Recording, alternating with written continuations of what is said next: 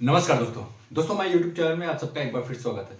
दोस्तों, भारतीय नदियों के तहत जो है हमने सिंधु नदी तंत्र को देखा, उसके बाद गंगा नदी तंत्र को देखा और उसी के आगे हम बढ़ते हुए आज ब्रह्मपुत्र नदी तंत्र जो है, यानी कि जो हमारी ब्रह्मपुत्र नदी है जो तिब्बत के मानसरोवर झील के पास से निकलती है और अरुणाचल प्रदेश से वह भारत में प्रवेश करते हुए जो है असम के रास्ते से फिर बांग्लादेश से होते हुए वह बंगाल की खाड़ी में मिल जाती है। हम इसके जो नदी तंत्र हैं, यानी कि इसकी जो शाखाएं हैं या फिर कह सकते हैं आप जो इसकी सहायक नदियां हैं, कुछ इंपॉर्टेंट पॉइंट्स उनसे भी देखेंगे। तो दोस्तों वीडियो प्रारंभ करते हैं, पर वीडियो प्रारंभ करने से पहले आपसे रिक्वेस्ट है कि अगर आपने अभी तक हमारे चैनल को सब्सक्राइब नहीं किया तो प्लीज हमारे चैनल को सब्सक्राइब कर लें। दोस्तों, जैसा कि हेडिंग आप देख रहे हैं ब्रह्मपुत्र नदी, इसके बहाव क्षेत्र की अगर बात किया जाए, जो इसका बहाव क्षेत्र है वह तिब्बत से है। तिब्बत के मानसरोवर झील के पास से यह जो है इसका उद्गम होता है। ये देख पा रहे हैं आप फिगर में, है ना, ये मानसरोवर झील है और तिब्बत में इसको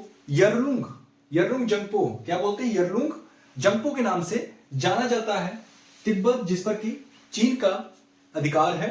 दोस्तों, इसके बाद यह भारत में प्रवेश करता है। भारत में कहां से प्रवेश करता है? अरुणाचल प्रदेश का ये जो पार्ट देख रहे हैं आप, अरुणाचल प्रदेश का जो ये वाला पार्ट देख रहे हैं ना, यहां से यह जो है भारत में प्रवेश करता है और अरुणाचल प्रदेश में इसको दिहांग के नाम से जानते हैं। किस नाम से जानते हैं? दिहांग। देखिए यहां पे लिखा हुआ है, दिहांग के नाम से जानते हैं।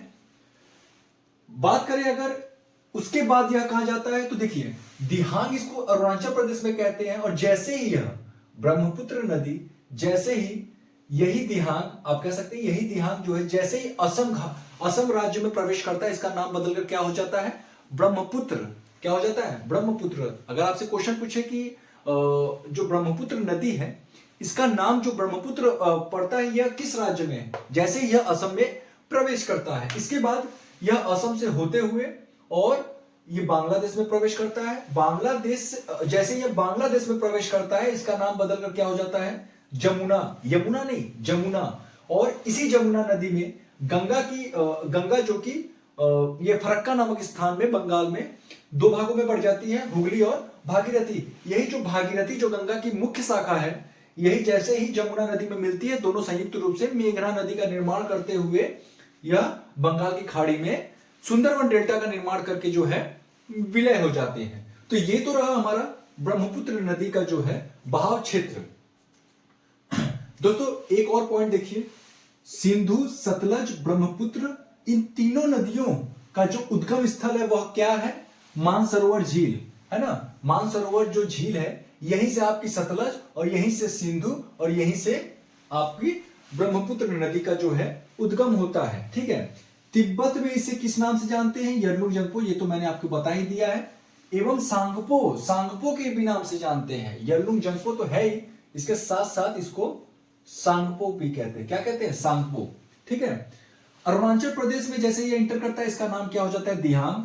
असम में जैसे प्रवेश करता है, इसका नाम ब्रह्मपुत्र हो जाता है। बांग्लादेश में जैसे यह प्रवेश करता है, जमुना। और गंगा और गंगा जमुना के संयुक्त रूप को ही मेघना, क्या कहते हैं? मेघना कहते हैं। अब बात कर लेते हैं जो ब्रह्मपुत्र नदी है, इनकी सहायक नदियां। क्या सहायक नदियों की बात करें तो तिस्ता, दिबांग, बराक, सुअरसिरी, लोहित, कमेंग, मानस और कपिली, ये सभी नदियां जो है ब्रह्मपुत्र नदी की सहायक नदी है।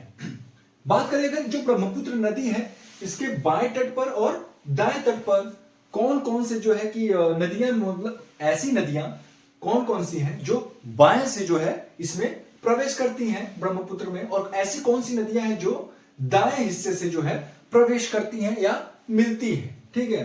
तो देखिए पहले हम बाएं तट पे देखेंगे। ठीक है।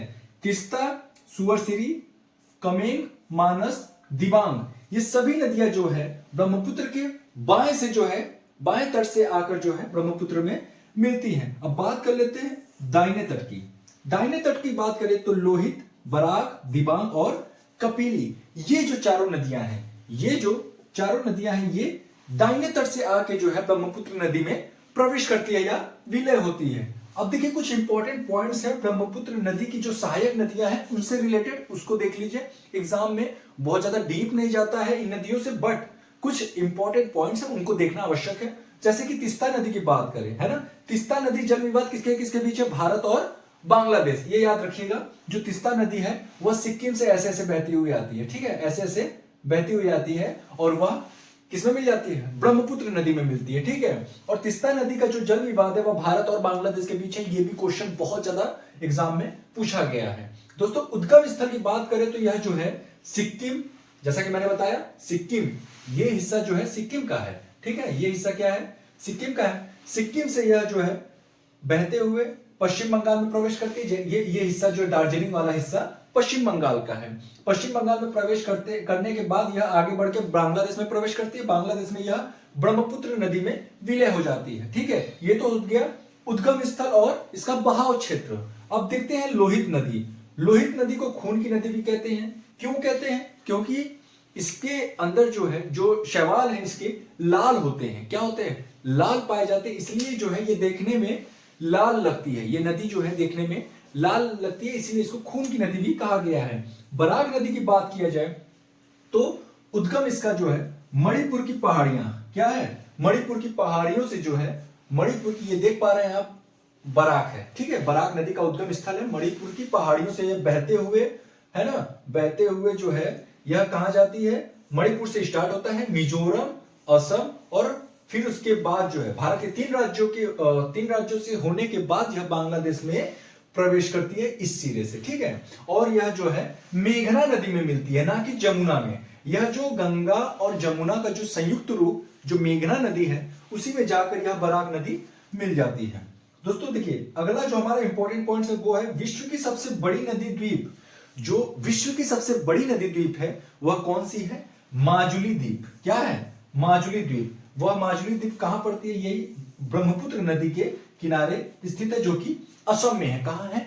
असम में है। दोस्तों ये सारे पॉइंट्स बहुत इंपॉर्टेंट है और सारे के सारे जो है एग्जाम में आए हुए हैं, पूछे गए हैं और इनसे प्रश्न बनते ही बनते हैं। इसलिए ये टॉपिक, हमको कोई भी टॉपिक छोड़ना नहीं है, खासतौर से वो टॉपिक जो एग्जाम की दृष्टि से इंपॉर्टेंट है, जैसे कि नदियां हो गया, पहाड़ हो गया, झीलें हो गई, है ना। इन सारी टॉपिक्स को हम बारी बारी करके भारतीय परिप्रेक्ष्य में भारत की भूगोल को हम एक एक करके सबको देखेंगे, क्योंकि बहुत इंपॉर्टेंट हो जाते हैं। तो दोस्तों उम्मीद है ये वीडियो आपको बहुत पसंद आएगा। दोस्तों वीडियो कैसा लगा हमें कमेंट बॉक्स में लिखकर जरूर बताएं। अगर वीडियो अच्छा लगा तो प्लीज वीडियो को लाइक करें, चैनल को सब्सक्राइब करें। दोस्तों फिर मिलेंगे किसी अन्य वीडियो के साथ, तब तक के लिए जय हिंद, जय भारत।